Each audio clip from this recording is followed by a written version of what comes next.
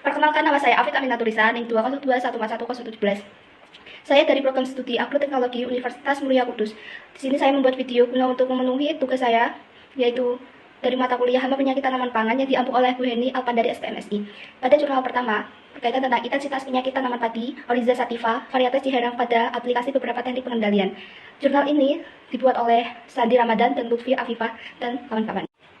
Kemudian, ada pun hal-hal yang perlu dibahas pada jurnal kali ini, yaitu pendahuluan yang berkaitan tentang intensitas penyakit tanaman padi. Yang kedua, tujuan. Penelitian ini mempunyai tujuan guna untuk mendapatkan teknik pengendalian terbaik yang dapat menekan intensitas penyakit pada tanaman padi Oryza sativa. Kemudian, penelitian ini menggunakan metode eksperimen dengan menggunakan rancangan acak lengkap.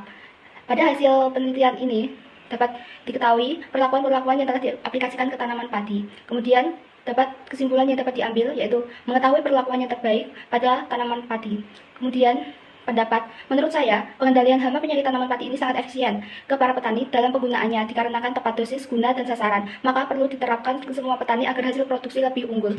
Pada bab 1 yaitu pendahuluan, ada beberapa hal yang harus dibahas, terutama tanaman padi itu sendiri. Tanaman padi mempunyai nama latin yaitu Oryza sativa, merupakan tanaman pokok bagi masyarakat Indonesia yang tinggi akan nilai gizinya dan pada kebanyakan wilayah terdapat para petani padi. Pada penelitian ini, petani sangat fokus terhadap varietas Ciherang dikarenakan petani sangat minat dan produksi luas lahan dan kesesuaian lahan sangat disukai para petani.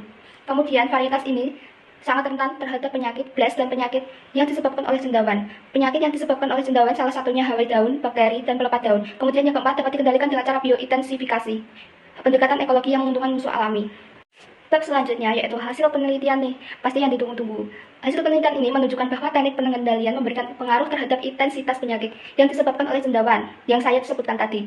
Dengan data, pada penelitian ini dengan data, hasil terendah insidensi blast pada perlakuan PS 39,3 sampai 37,6%.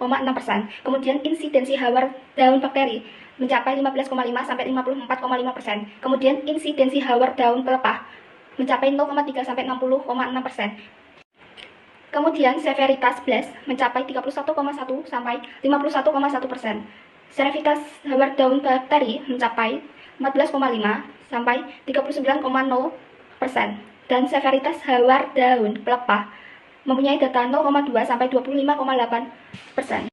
Kesimpulan yang dapat diambil dari jurnal pertama yaitu memberikan informasi yang signifikan atau cermat dan jelas dalam pengendalian hama dan penyakit pada tanaman padi varietas Ciherang yang disebabkan oleh cendawan. Kemudian penggunaan biointensif dengan teknik sintesis dapat membantu dalam menekan hama dan penyakit pada tanaman padi sehingga mengurangi popularitas hama penyakit tanaman padi.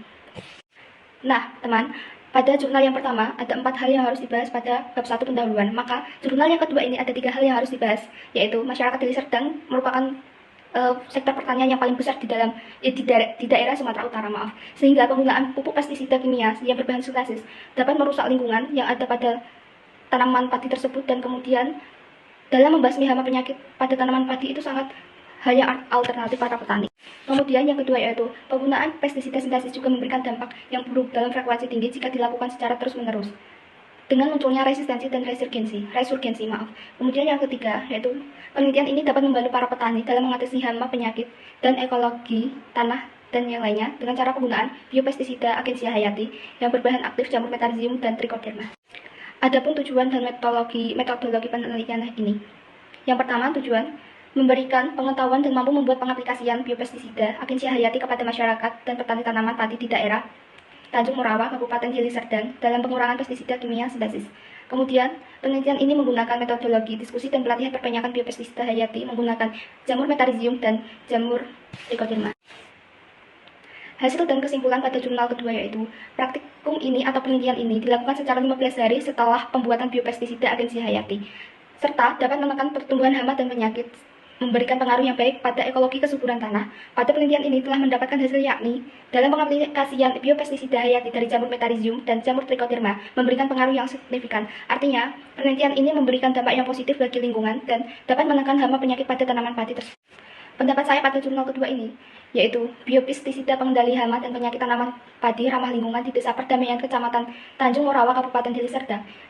Ini pada metodologi dan hasil harus dijelaskan dosis yang digunakan serta dijelaskan luasan hektar pengaplikasian biopestisida pada lahan tanaman padi tersebut, sehingga orang awam dapat dengan mudah ikut serta mengaplikasikan pupuk biopestisida agensia hayati ini. Sekian, terima kasih. Wassalamualaikum warahmatullahi wabarakatuh.